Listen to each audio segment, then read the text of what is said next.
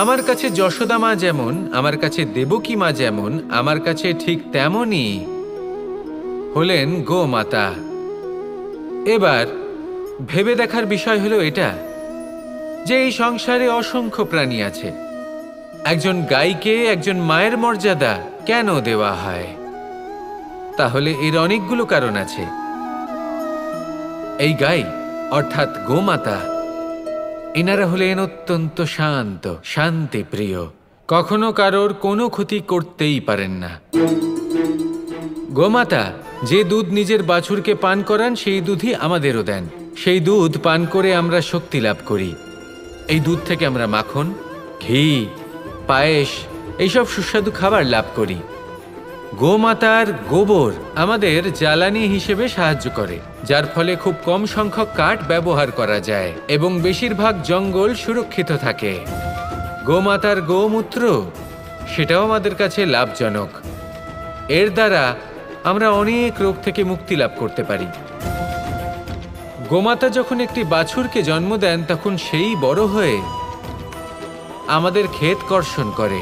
সেই জন্য গাইকেও জীবনে মায়ের মর্যাদা দেবেন। যতটা সম্ভব তাকে সেবা করুন এবং ভালোবেসে তাকে পালন করুন। এই মন নিজে থেকেই প্রসন্ন হয়ে বলবে, রাধা রাধা।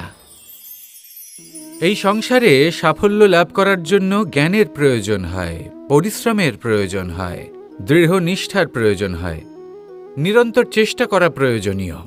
কিন্তু আরও কিছু আছে যা অত্যন্ত প্রয়োজনীয় এবং গুরুত্বপূর্ণ। তা হলো ভালো বন্ধু। তাদের থাকা অত্যন্ত প্রয়োজনীয়। যদি ভালো বন্ধু থাকে তাহলে সময় এলে তারা ঢাল হয়ে আপনাকে সুরক্ষা করবেন। সময় এলে অস্ত্রের মতো শত্রুকে সংহারও করবেন। যদি তিনি জ্ঞানী হন, তাদের মধ্যে সদ্গুণ থাকে, তাহলে এই সব গুণ আপনার মধ্যেও প্রবেশ করবে। তাহলে সাফল্যের জন্য ভালো বন্ধু পাওয়া অত্যন্ত প্রয়োজনীয়। কিন্তু শুধু বন্ধু কেন, ভালো শত্রুও থাকা প্রয়োজনীয়। এবার আপনি ভাববেন, এ আমি কি বললাম? যদি আপনার জীবনেও ভালো অর্থাৎ শক্তিশালী শত্রু থাকে তাহলে আপনিও শক্তিশালী হতে থাকবেন। এই শত্রু আপনাকে প্রেরিত করবে আরও বেশি শক্তিশালী হয়ে ওঠার। কখনো কোনো হরিণকে দেখুন, তীব্র গতিতে দৌড়তে থাকে। কেন তীব্র গতিতে দৌড়য়? এই কারণে নয় যে কোথাও তার জন্য মধুর ঘাস অপেক্ষা করে রয়েছে, না।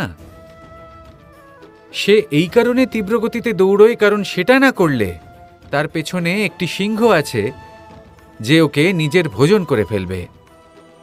তাই জীবনে বিপদ, সংকট এই সব কিছুও হলো অত্যন্ত গুরুত্বপূর্ণ। তার সম্মুখীন হতে শিখুন আর আমার সাথে ভালোবেসে বলুন, রাধা রাধা। অন্ধকারাচ্ছন্ন রাত্রি যদি এসে থাকে তাহলে আলোকিত প্রকাশ নিয়ে সূর্যও অবশ্যই আসে। রোগ যদি এসে থাকে তাহলে তার ওষুধও অবশ্যই আসে।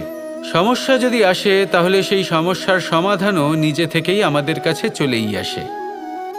এই সংসার, এই জীবনের শুধুমাত্র একটাই নিয়ম আছে, আর তা হলো এটাই, এই সংসার হলো একটা চক্রের মতো। এতে শাশ্বত বলে কিছু নেই, নিত্য বলে কিছু নেই, আর যা কিছুই রয়েছে সব বদলাতে চলেছে। যদি আপনার জীবনে দুঃখ থাকে, সমস্যা থাকে, যদি আপনি বিপদ দ্বারা আচ্ছন্ন, তাহলে মনে রাখবেন সবকিছু বদলে যেতে চলেছে। দুঃখের সময় কাঁদবেন না, মনকে আরো দুঃখী করে তুলবেন না, কারণ এখানে যা কিছুই এসেছে তা যাওয়ার জন্যই এসেছে। তাহলে এত চিন্তা কিসের? আনন্দ সহকারে জীবনযাপন করুন আর আমার সাথে ভালোবেসে বলুন, রাধা রাধা। মাঝে মাঝে কিছু মুহূর্তের জন্য চোখ বন্ধ করে ধ্যানের বেদিতে বসে ধ্যান করতে চেষ্টা করুন আর বোঝার চেষ্টা করুন যে আমরা সর্বপ্রথম কি দেখতে পাচ্ছি, কি অনুভব করছি। আপনি দেখতে পাবেন সবার আগে আপনার চোখের সামনে আপনার দুষ্কর্মগুলিকে, আপনার লুকিয়ে থাকা ক্রোধ, অন্তরের যন্ত্রণা, ভয়, নিরাশা, এই সব কিছুই সবার আগে দেখতে পাবেন আপনি। আর এই সব কিছুই আমাদের দুঃখের কারণ হয়ে ওঠে। এই সব কিছুর সারমর্ম কি? সারমর্ম শুধু একটাই, সেটা হলো এই যে আমাদের এই মন তা কিন্তু দুষ্কর্ম পছন্দই করে না। আমাদের এই মন একটা সুখময় জীবন যাপন করতে চায়, সৎকর্ম করতে চায়। তাই এটাই করুন, শুভ চিন্তা করুন, শুভ কর্ম করুন, ইতিবাচক মনোভাব নিয়ে জীবনে অগ্রসর হন। তারপর চোখ বন্ধ করে অন্তরে দেখতে থাকুন, দুঃখের আভাসই পাবেন না। এই মন প্রসন্নতা এবং প্রেমের দ্বারা পূর্ণ হবে এবং বারবার বলে উঠবে, রাধা রাধা। কখনো কোনো নদীকে দেখেছেন? একই আকার, একই স্থান, শুধু প্রবাহিত হতে থাকে। এর মধ্যে কখনো কোনো অপদ্রব্য ফেলে দেখুন, দেখবেন সেটা বেশিক্ষণ সেখানে থাকে না। সেটা নদীর সাথে বইতে থাকে আর বয়ে যেতে যেতে সাগরে সমাহিত হয়ে যায়, আর শেষ পর্যন্ত সাগর সেটাকে তটে ফেলে দেয়। কিছুটা এমন হওয়া উচিত আমাদের বিচারধারাও। এক স্থানে তা স্থগিত হওয়া উচিত নয়, এটা সবসময় প্রবাহমান হওয়া উচিত। তবেই আমাদের চেতনা, আমাদের মূল্যবোধ এবং আমাদের স্মৃতি, এই তিনটি শ্রেষ্ঠ থাকবে। আর এটাই হলো পুকুর এবং নদীর মধ্যে পার্থক্য। নদীতে জল সবসময় বয়ে চলে, সেই জন্য পবিত্র থাকে, শুদ্ধ থাকে এবং পরিষ্কার থাকে। আর সেখানে এই পুকুরের তলদেশে সব জমা হতে থাকে, আর সেই জন্য তা অপবিত্র হয়ে যায়। তাই সবসময় এই বিচারধারা প্রবাহমান রাখুন। যদি মনে কোনো ভাবনা চলে আসে, সেখানেই থেকে যায় এবং বিদ্যে থাকে, তাহলে তা বের করে দিন, তাকেও বয়ে যেতে দিন, এবং তার যা উত্তর হবে তা সময়ের সাথে আপনার সামনেই চলে আসবে। শুধুই নদীর মতো প্রবাহমান হন আর আমার সাথে ভালোবেসে বলুন, রাধা রাধা। মনুষ্য জীবনের সবথেকে বেশি গুরুত্বপূর্ণ বিষয় হল মনের একাগ্রতা। এই সংসারের যে কটি মহান কার্য সম্পাদন হয়েছে তা হল মনের এই একাগ্রতার একমাত্র ফল। আপনি অবশ্যই দেখে থাকবেন, অনেক ছোট বড় নদী যা বয়ে চলে তাদের সামনে একটা বাঁধ নির্মাণ করা হয় সেই সব নদীর জল সঞ্চয় করতে। বাঁধ হয়ে গেলে প্রয়োজন মতো বা মনের ইচ্ছে মতো তাকে ব্যবহার করা সম্ভব। এবার এটাই আমাদের মনের সাথেও সম্ভব। আমাদের মনের একাগ্রতা আজকের দিনে দাঁড়িয়ে বিভিন্ন ধরনের বিকার, ক্রীড়া এবং ভোগের মধ্যে ভাগ হয়ে গেছে। একে একত্রিত করতে হবে, একটা বাঁধ নির্মাণ করতে হবে, কর্মের বাঁধ। আপনাকে শুধু এটাই করতে হবে, যেটা উচিত কর্ম সেটাই করুন, যেটা অনুচিত কর্ম সেটা করা থেকে নিজেকে বিরত রাখুন। ব্যাস, এই কাজটাই আপনি করতে থাকুন, করতে থাকুন। মনের মধ্যে একাগ্রতার বাঁধ নির্মাণ করুন। আর একবার যদি তা নির্মাণ হয়ে যায়, তাহলে যখন চাইবেন, যেখানে চাইবেন, যতটা চাইবেন একাগ্রতা প্রয়োগ করতে পারবেন। আর একবার যদি আপনি এটা শিখে যান, তাহলে এই সংসারকে বদলে ফেলার মতো কাজ আপনি করতে পারবেন, সমাজকে শোধরাবার মতো কাজ করতে পারবেন। তাহলে এই মনকে একাগ্র করুন আর আমার সাথে ভালোবেসে বলুন, রাধা রাধা। মানুষের জীবনে তিনটি গুণ অত্যন্ত প্রয়োজনীয়: শ্রদ্ধা, বিনম্রতা, যোগ্যতা। যদি জ্ঞান লাভ করতে চান তাহলে শ্রদ্ধার প্রয়োজন, যদি মান লাভ করতে চান তাহলে স্বভাবে বিনম্র হওয়া প্রয়োজন, আর যদি মনোবাঞ্ছিত স্থান লাভ করতে চান তাহলে যোগ্যতার প্রয়োজন। বিষয়টা সহজ। শ্রদ্ধা আপনাকে জ্ঞান দেবে, নম্রতা আপনাকে মান, আর যোগ্যতা উচিত স্থান দেবে। কিন্তু যদি আপনি এই তিনটি গুণ সম্মিলিত করেন, তাহলে এমন কিছু লাভ করবেন যা এই সব কিছুর থেকে অনেক ঊর্ধ্বে। সম্মান। আর এ হলো সেই সম্মান যা প্রত্যেক মানুষের নিজের জীবনে লাভ করতে চেষ্টা করা উচিত। কারণ এই হলো সেই সম্মান যার কারণে আপনি চলে যাওয়ার পরেও এই সংসার আপনাকে ভালোবাসবে আর মনে রাখবে। আসুন আমার সাথে ভালোবেসে বলুন, রাধা রাধা। জীবনে গতি অত্যন্ত গুরুত্বপূর্ণ, মতিও হলো গুরুত্বপূর্ণ, এবং তার থেকেও বেশি গুরুত্বপূর্ণ হলো সঙ্গতি। একটা জলের ফোঁটা, তার মধ্যে গতি থাকে। প্রকৃতির মধ্যে তা লাভ করার ইচ্ছে নিহিত থাকে, কিন্তু এই যে সঙ্গতি তা নির্ধারিত করে যে এই জলের ফোঁটা ঝিনুকের মুখে পড়ে মুক্তোতে পরিণত হবে নাকি বিষাক্ত সাপের মুখে পড়ে বিষে পরিণত হবে। এবার দেখুন, এই জঞ্জাল স্বর্ণকারের দোকানের সামনেও থাকে। এবং জঞ্জাল একজন ব্যবসাদারের দোকানেও থাকে। কিন্তু জঞ্জাল যা স্বর্ণকারের দোকানে থাকে তা ব্যবসাদারের দোকানের জঞ্জালের থেকে অনেক বেশি মূল্যবান, কারণ তার মধ্যে সোনার কণার সঙ্গতি থাকে। সেই জন্য জীবনে সঙ্গতির উপর বিশেষ গুরুত্ব দেবেন। যেমন সঙ্গতি তেমনই আপনি হবেন। আসুন আমার সাথে ভালোবেসে বলুন, রাধা রাধা। আমরা সবাই ফল খাই, কিন্তু আমাদের সেই ফলই প্রিয় হয় যে পরিপক্ক হয়ে ওঠে, যেটা নম্র হয়, আর যে ফল অনেক বেশি মিষ্টি আর সুস্বাদু হয়ে থাকে, যাদের রঙে বাহার দেখা যায়। সেইভাবে জীবনে আমরা নানান মানুষের সাথে পরিচিত হই, কিন্তু সেই মানুষই আমাদের মন ছুঁয়ে যায় যারা বিনম্র স্বভাবের, যাদের বাণী খুব মধুর, যাদের অন্তরে আত্মবিশ্বাসের একটা তেজ, একটা রং দেখা যায়।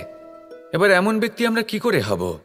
ঠিক সেইভাবেই যেমন একটা ফল রোদ, বর্ষা, শীত, বায়ু এই সকল সংকটময় পরিস্থিতির সম্মুখীন হয়ে পরিপক্ক হয়ে ওঠে, সেইভাবেই মানুষ সংকটময় পরিস্থিতির সম্মুখীন হয়ে পরিপক্ক হয়ে ওঠেন। যদি এই সংকটের সম্মুখীন হন তাহলে অভিজ্ঞ হবেন, আর এই অভিজ্ঞতাই শিক্ষা দিয়ে যাবে। এই অভিজ্ঞতা আমাদের শিখিয়ে দেয় যে আমাদের বিনম্র থাকতে হবে। অহংকার করে কোনো লাভ নেই। মধুর বাণীর যে কি মূল্য তা আমরা শিখতে পারি। এই অভিজ্ঞতাই আমাদের বুঝিয়ে দেয় যে উচিত অনুচিত কোনটা, আমাদের দৃষ্টিভঙ্গি তৈরি করে, আর এই দৃষ্টিভঙ্গি দ্বারা আত্মবিশ্বাস জাগ্রত হয়। সেই জন্য জীবনে কখনো বিপদ থেকে দূরে পালাবেন না, সেগুলোর সম্মুখীন হন, অভিজ্ঞতা লাভ করুন, তার থেকে শিক্ষা লাভ করুন, এইভাবেই পরিপক্ক হবেন। আসুন আমার সাথে ভালোবেসে বলুন, রাধা রাধা। ধন সঞ্চয় করা সম্ভব, আর সেই জন্য ধন সবথেকে বেশি মূল্যবান সম্পত্তি নয়। এবার আপনি বলবেন, আমি কি বলছি? এই ধন খুব মূল্যবান, আমরা সকলে অর্জন করতে ব্যস্ত। সেটা এই কারণে, কারণ আপনারা জানেন না এই সংসারের সবথেকে বেশি মূল্যবান সম্পত্তি কি। এ হলো সেই সম্পত্তি যা কখনো সঞ্চয় করা সম্ভব নয়। আপনার কাছে যতই ধন থাকুক তা দিয়ে আপনি স্বাস্থ্য লাভ করতে পারেন, বাড়ি কিনতে পারেন, আদি ইত্যাদি, কিন্তু আপনি যতই ধনী হন না কেন, ফেলে আসা দিনের একটা মুহূর্ত আপনি লাভ করতে পারবেন না। এই একটা মুহূর্ত, এই সময়, এটাই হলো সংসারের সবথেকে মূল্যবান সম্পত্তি। একবার চলে গেলে তা কখনোই ফিরে আসে না। আর এই মুহূর্ত যতই চলে যাক না কেন, আমরা স্মৃতির মাধ্যমে সেগুলি যাপন করতে পারি, তার আনন্দ উপভোগ করতে পারি। আর যার সাথে আমরা সময় অতিবাহিত করেছি তার স্মৃতিতে আমরা চিরকাল জীবিত থাকতে পারি। সেই জন্য সময় সবথেকে মূল্যবান সম্পত্তি, তাকে এইভাবে নষ্ট করবেন না। প্রত্যেকটা মুহূর্ত উপভোগ করুন, আনন্দ করুন, আর ভালোবেসে বলুন, রাধা রাধা। রাত্রিবেলায় যখন আলোকিত জোনাকিদের দেখেন তখন মন প্রসন্ন হয়ে ওঠে। এদের দেখতে খুবই সুন্দর লাগে। আর এমন ঠিক কেন হয়? প্রথম হলো এটাই যে রাতের বেলায় চতুর্দিক অন্ধকারাচ্ছন্ন থাকে। এমত অবস্থায় যদি আমরা কোথাও একটু প্রকাশ দেখি তাহলে সেটাই আশার কিরণের ন্যায় মনে হয়। সেই প্রকাশই আমাদের মন প্রসন্ন করে তোলে। আর সেই জন্য যে সকল মানুষ রাতের বেলায় কোনো জোনাকি দেখতে পান তারা প্রসন্ন হয়ে যান। এবার কখনো কখনো জীবনে আমাদের মনে হয় যে চতুর্দিকে শুধুমাত্র অন্ধকারই হয়ে আছে, প্রত্যেকেরই তা কখনো মনে হয়। আর তখনই আমাদের নিরাশ হলে চলবে না, আমাদের দুঃখী হলে চলবে না। সেই সময় আমাদের খুঁজতে হবে নিজেদের আশেপাশে, চতুর্দিকে, আর কোথাও না কোথাও আমরা প্রকাশ অবশ্যই দেখতে পাবো, আশার একটা কিরণ অবশ্যই দেখতে পাবো। কেউ এমন একটা কর্ম করেন যেটা দেখে আমরা প্রেরিত হয়ে যাই, আর এমন কোনো কর্ম যদি আপনারা করেন তাহলে সেই কর্ম আপনার মনকে প্রসন্ন ভাব, আনন্দ এবং ভালোবাসা দ্বারা ভরিয়ে তুলবে। আপনার অন্তরের সেই অন্ধকারের অন্ত করবে, দুঃখেরও অন্ত করবে। আর এই মন প্রসন্ন ভাব নিয়ে বলবে, রাধা রাধা। আপনি কখনো কোনো পাথরের বুক চিরে বয়ে চলা কোনো নদী দেখেছেন? পাথর নদীর সামনে নত হয়ে যায়, তাকে বাধা দিতে চেষ্টা করে কিন্তু কখনো বাধা দিতে পারে না। এই নদী হলো ততটাই শক্তিশালী, কিন্তু এর আরম্ভ কোথা থেকে হয়? দূরে কোথাও কোনো পর্বতের চূড়াতে এক বিন্দু জল ঝরে পড়ে আর তার সাথে হিম গলিয়ে দেয়। তারপর জলের শক্তি বৃদ্ধি পায়। তারপর অনেক বিপদের সম্মুখীন হয় আর অনেক ধরনের বাধা সে অতিক্রম করে। তার শক্তির এতটাই বৃদ্ধি হয় যে তাকে বাধা দেওয়া একেবারেই অসম্ভব ব্যাপার হয়ে যায়।